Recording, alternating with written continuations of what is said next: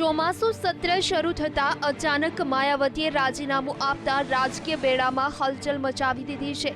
વિપક્ષનું માનવું છે કે આ સમગ્ર મામલો માત્ર ચર્ચામાં આવવા માટે હતો અને સ્ક્રિપ્ટેડ હતો। માયાવતી 3 પાનાનું રાજીનામું આપે છે અને તેમાં સહરાનપુરને લઈ રાજકીય મુદ્દો ઉઠાવે છે।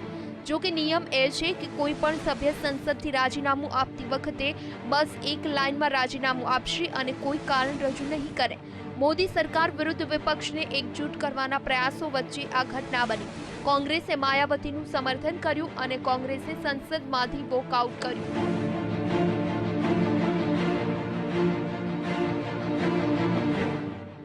એપ્રિલ 2018માં માયાવતીની રાજ્યસભાની સભ્યપદનું ટર્મ પૂર્ણ થઈ રહ્યું છે। લોકસભામાં બીએસપીનો કોઈ સભ્ય નથી અને યુપી વિધાનસભામાં માત્ર 19 સભ્યોના મતથી માયાવતી માટે રાજ્યસભામાં પાછું જવું મુશ્કેલ છે। પરંતુ રાજીનામા બાદ હવે તેમને કોંગ્રેસનું સમર્થન છે અને આરજેડીના લાલુ યાદવે માયાવતીને આરજેડીના કોટાથી રાજ્યસભામાં મોકલવાની રજૂઆત કરી છે। આવી રીતે વિપક્ષી એકતા વચ્ચે માયાવતી માટે રાજ્યસભામાં વાપસીના અનેક વિકલ્પ ઊભા થઈ જાય છે।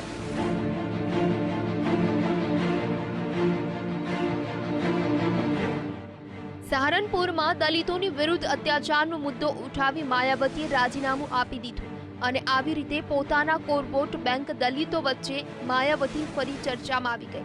પાછલી 2 ચૂંટણીમાં માયાવતી વિરુદ્ધ બહુ ખરાબ પરિણામ આવ્યા તો વિધાનસભા ચૂંટણીમાં બસપા 80થી ઘટી માત્ર 19 સીટ પર આવી ગઈ। માયાવતી હવે યુપીમાં પોતાની રાજકીય જમીન તૈયાર કરવાની તૈયારીમાં છે અને માયાવતી માટે આ રાજકીય માસ્ટર સ્ટ્રોક સાબિત થઈ ગયું છે। સહરાનપુર મુદ્દાને રાજ્યસભામાં ઉઠાવી માયાવતી દલિતોના મુદ્દાને ફરી એજન્ડામાં સામેલ કરવામાં સફળ થઈ છે। પહેલા વેમુલા મામલો, પછી સહારનપુરને લઈ ઘેરાયેલી ભાજપ સરકારનો પડકાર વધી શકે છે।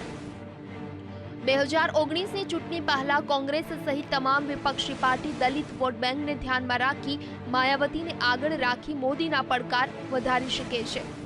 રાષ્ટ્રપતિ ચૂંટણીમાં નીતિશ મોદી સરકારની સાથે ઊભા થતા ચિંતામાં વધારો હતો।